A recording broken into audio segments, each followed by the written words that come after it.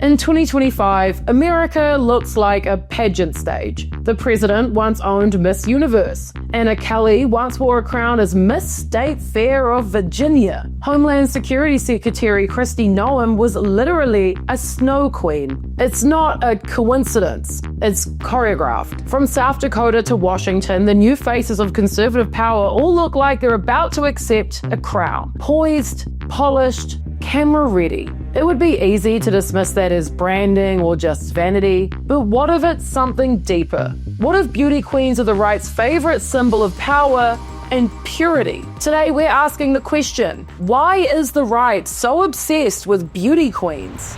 The pageant president. Donald Trump bought the Miss Universe organization in 1996, acquiring Miss USA, Miss Teen USA, and Miss Universe all at once. He treated the pageants like his personal harem/PR machine. He told Howard Stern disgustingly in 2005, "I'll go backstage before a show. They're standing there with no clothes, and I see these incredible looking women." Contestants confirmed that he did exactly that. He rated women, commented on their bodies, and bragged about his right to inspect them.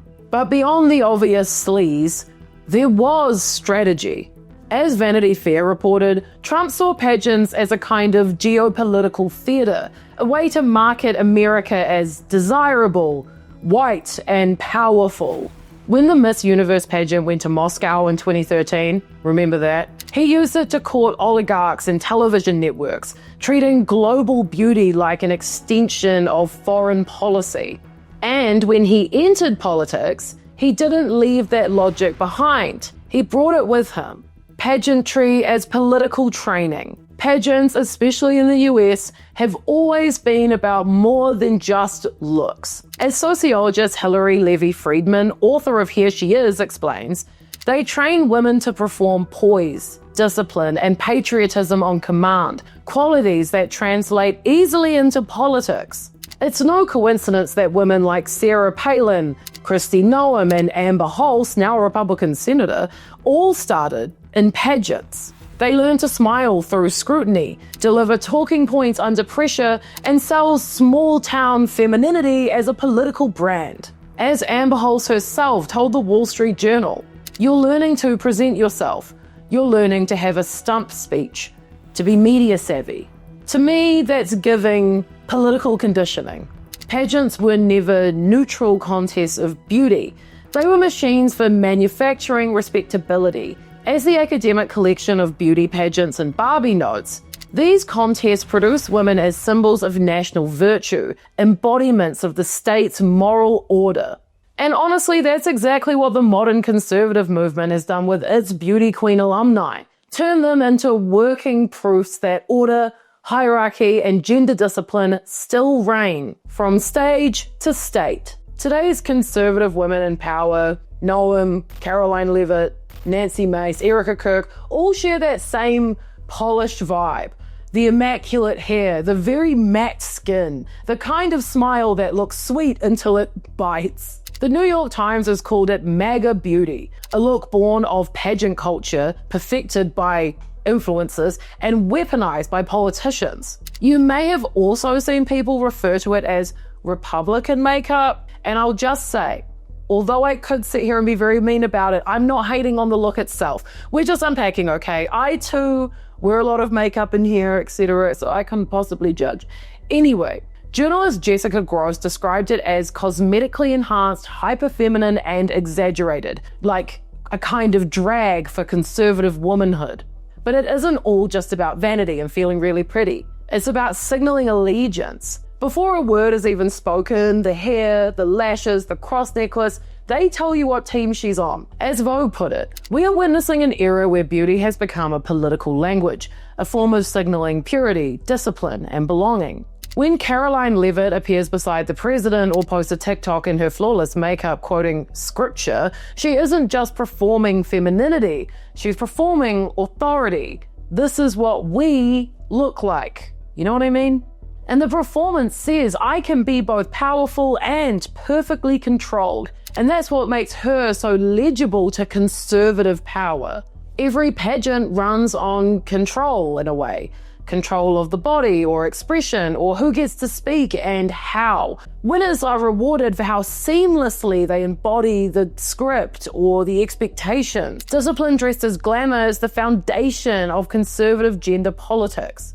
As The Guardian observed, the women of MAGA culture embody cosmetic authoritarianism, control made visible through perfection, Botox as devotion, makeup as order. Kristi Noem's infamous photo op, standing in front of shirtless prisoners in El Salvador wearing full frickin' glam and a $50,000 Rolex, that captured that contradiction like perfectly. It was punishment wrapped in poise. And as the academic paper Crowning the Symbol argues, modern right-wing femininity is not about empowerment, but about weaponized decorum. Women who model obedience as strength and beauty as moral authority. So it's not that the right objectifies women, it formats them. It teaches them how to embody its message so perfectly that they become the message. Make America glam again. If beauty pageants once reflected who counted as American, the Trump-era revival reasserted who gets to be visible. In the Miss USA pageant of 2010, the first Muslim winner, Rima Fakih, was dubbed Miss Hezbollah by conservative outlets. When the first Indian American Miss America, Nina Davuluri, won in 2013, Twitter users called her Miss 9/11. As Asha Rangaka wrote in the Washington Post, pageants have always mirrored immigration politics. They define what it looks like to be American and who doesn't fit in the frame. Trump's version of Miss Universe, all blonde hair, white teeth, and nationalist branding, was a visual border wall. Even after selling the pageants, he imported the same aesthetic into politics. His administration became a real-life beauty hierarchy. White, thin, camera-ready women on the front line, and chaos hidden backstage. It's not a coincidence that the Wall Street Journal could describe 2025 as the MAGA pageant era.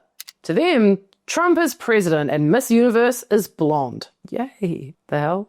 As one conservative magazine editor put it, we're shifting from the era of Hillary Clinton pantsuits into one that celebrates femininity again. Don't you love it when men talk about celebrating femininity? It's like, okay, John Mayer. The system behind the smile. When we talk about MAGA beauty, it is easy to reduce it to lip gloss and lighting, but beauty in this context is administrative. In aesthetic citizenship, beauty, politics, and the state, they say, the state regulates citizens not only through law but through ideals of appearance. Aesthetic citizenship produces belonging through beauty. This is what we look like. And in a political sense, when women perform the ideal look, they perform loyalty.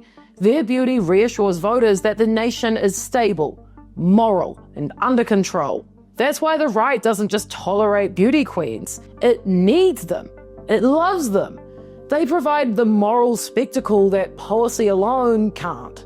The irony is, for a movement that claims to despise performative politics, it has mastered the most performative form there is, the pageant. Pageants themselves run on the illusion of fairness, that every contestant starts equal, that talent and hard work alone decides the crown. But as of Beauty Pageants and Barbie points out, the ritual of competition masks the pre-selection of privilege. And that same illusion drives a lot of parts of conservative politics. The rhetoric of earned success, the idea that winners deserve to win, conceals how tightly the rules are controlled. Trump's pageants were never democratic. They were auditions for his approval. And that's what his politics became. Oh, nice pageant woman who will do what I say and says crazy things on Twitter.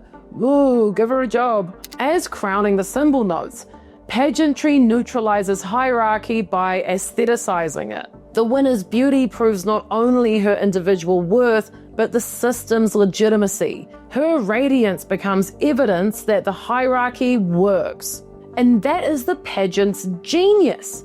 And the right's too. They turn exclusion into aspiration, inequality into inspiration. If the winner shines, then the process must be fair. In this worldview, perfection isn't luck. It's like moral proof. Lose and it's your fault. Win and it's divine validation.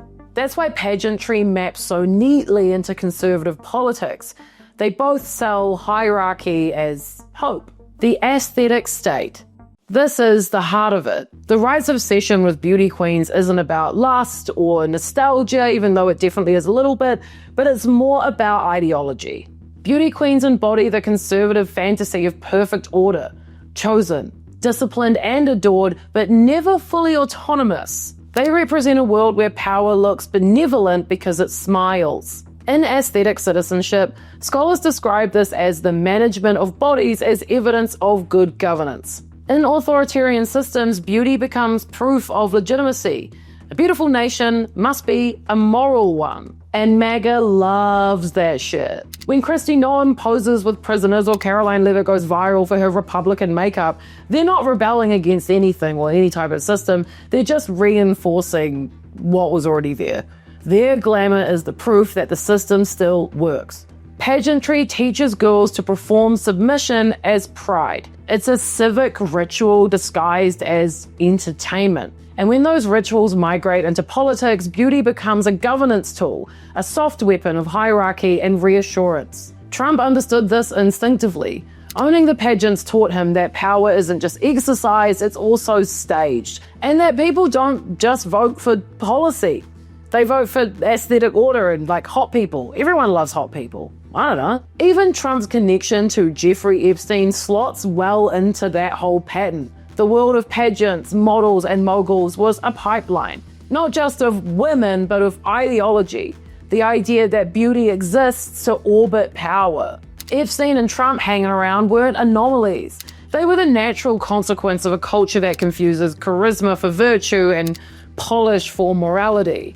And that's why the pageant blueprint remains so potent for the right. It offers a visual shorthand for moral order, women as symbols of grace and men as orbiters of it. As Crowning the Symbol concluded, the beauty queen becomes the avatar of national identity, her body a banner of stability in times of chaos. So yeah, every MAGA woman, no matter how extreme, still looks immaculate.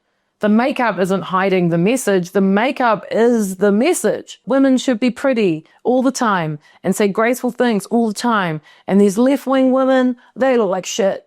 You know, patriarchy. The performance of power. So why is the right so obsessed with beauty queens? Because they represent a perfect formula. Obedience disguised as glamour.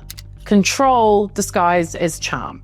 Pageants taught the conservative movement that if politics is performance, the beauty queen is the perfect citizen. She doesn't just represent the nation, she reassures it that the men in charge still control the frame, that America still looks like the picture they painted decades ago. So it's not a crush, it's a theory of governance. Check out my deep dive into Erica Kirk or Caroline Levitt. Both beauty queen girlies, both blonde, both ambitious, both somewhat bizarre people. Oh, we have more in common than I thought. Bye!